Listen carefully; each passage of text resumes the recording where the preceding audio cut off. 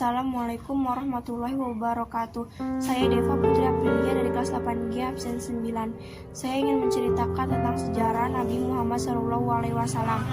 Peristiwa Tahun Gajah. Peristiwa Tahun Gajah merupakan peristiwa terjadinya penyerbuan kota Mekah oleh pasukan Abraha.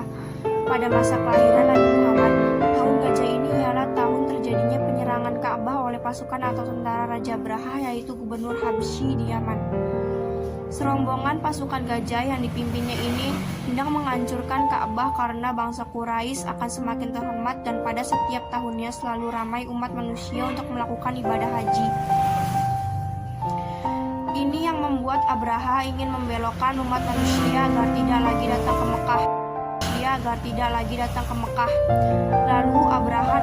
Lalu Abraha mendirikan gereja besar di San'a yang bernama Al-Qules. Namun usahanya itu tak berhasil, tak seorang pun mau datang ke gereja Al-Qules itu. Abraha sangat marah besar dan pada akhirnya mengerahkan tentara bergajah untuk menyerang Ka'bah. Di dekat Mekah, pasukan bergajah merampas harta benda penduduk termasuk 100 ekor unta milik Abdul Muthalib, kakek Nabi Muhammad. Ketika Ka'bah hendak dihancurkan, Allah Subhanahu wa Ta'ala mengutus burung ababil untuk membawa kerikil sijil dengan paruhnya. Kerikil itu dijatuhkan tepat mengenai kepala masing-masing pasukan bergajah tersebut hingga tembus ke badan mereka sampai mati. Peristiwa ini diabadikan dalam Al-Quran surat Al-Fil ayat 1-5.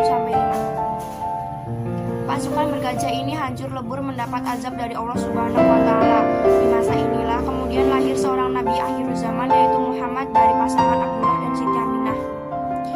Peristiwa inilah yang menandai tahun kelahiran Muhammad dan pada akhirnya disebut Tahun Gajah. Nabi Muhammad sejak kecilnya telah diberikan kehidupan layaknya manusia biasa. Padahal beliau sangat dimuliakan oleh Allah Subhanahu wa Ta'ala. Bahkan sejak di kandungan pun beliau telah ditinggalkan oleh ayahnya. Beliau terlahir dalam keadaan yatim dan pada usia 6 tahun beliau ditinggal oleh ibunya, sehingga beliau menjadi seorang yatim piatu.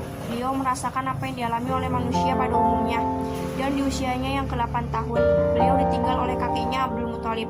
Kehidupan yang beliau jalani dapat menjadi panutan seluruh umat manusia.